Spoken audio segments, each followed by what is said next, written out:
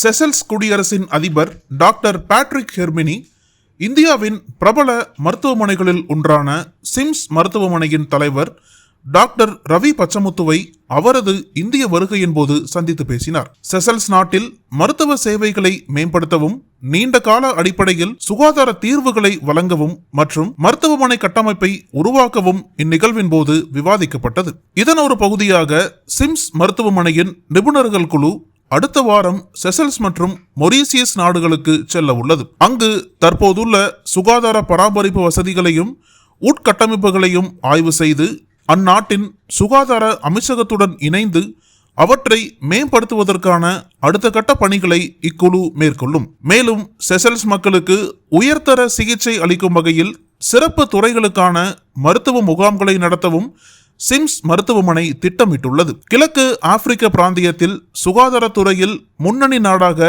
செசல்ஸை நிலைநிறுத்துவதற்கான திட்டத்தின் ஒரு பகுதியாக இந்த நடவடிக்கைகள் மேற்கொள்ளப்படும். செசல்ஸ் குடியரசின் அதிபர் மேதகு டாக்டர் பேட்ரிக் ஹெர்மினி பேசுகையில், அரசின் பொது சுகாதார சேவைகளை வலுப்படுத்துவதும் அனைத்து குடிமக்களுக்கும் தரமான சிகிச்சை கிடைப்பதை உறுதி செய்வதும் எங்களது முக்கிய நோக்கமாகும்.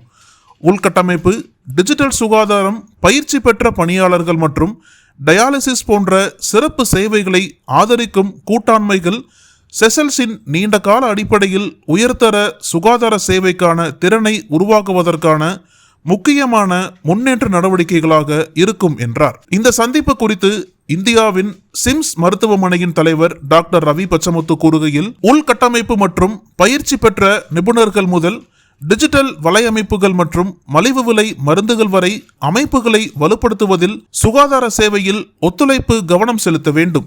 செசல்ஸ் நாட்டில் சிறப்பான சுகாதார சேவை கட்டமைப்பை உருவாக்கவும் மேம்படுத்தவும் பங்களிக்கக்கூடிய வாய்ப்புகளை ஆராய்வது குறித்து மாண்புமிகு அதிபருடன் பயனுள்ள வகையில் கலந்துரையாடியதில் நாங்கள் பெருமிதம் கொள்கிறோம் என்றார்.